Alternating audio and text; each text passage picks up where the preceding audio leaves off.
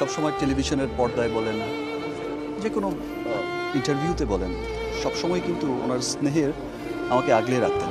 উনি বলতেন যে আমার চলচ্চিত্রের ব্র্যান্ড অ্যাম্বাসেডর। উনি বলতেন বাংলা চলচ্চিত্রের ইতিহাসে এক অমর নাম সালমান শাহ। মৃত্যুর প্রায় 3 দশক পেরিয়ে গেলেও শেষ হয়নি সেই রহস্য। এখনো কোটি ভক্তের মনে একটাই প্রশ্ন, সালমান শাহ কি আত্মহত্যা করেছিলেন নাকি তাকে হত্যা করা হয়েছিল? এই প্রশ্নকে ঘিরেই আবারও আলোচনা এসেছে সালমান শাহর হত্যা মামলা।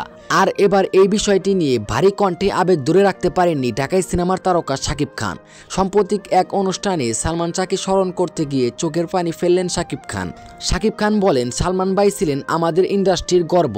তিনি শুধু একজন নায়ক ছিলেন না, ছিলেন আমাদের সবার অনুপ্রেরণা। আজও আমি তার সিনেমা দেখি, তার স্টাইল দেখি, মনে হয় তিনি যদি বেঁচে থাকতেন তাহলে বাংলাদেশের সিনেমা আরো অনেক দূর এগিয়ে যেত। সত্যি যদি তাকে হত্যা করা হয়ে থাকে তাহলে আমি চাই সেই সত্যটা একদিন সবাই জানুক।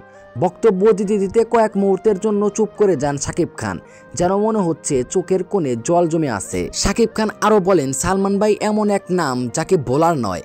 আমরা যারা আজ সিনেমায় কাজ করছি তাকে থেকে স্বপ্ন দেখতে শিখেছি। তিনি ছিলেন একজন প্রকৃত সুপারস্টার, যিনি দর্শকদের হৃদয়ে রাজত্ব করেন আজও। 1996 সালে 6 সেপ্টেম্বর ঢাকার ইস্কাটনের নিজ বাসায় মৃত অবস্থায় পাওয়া যায় সালমান শাহকে।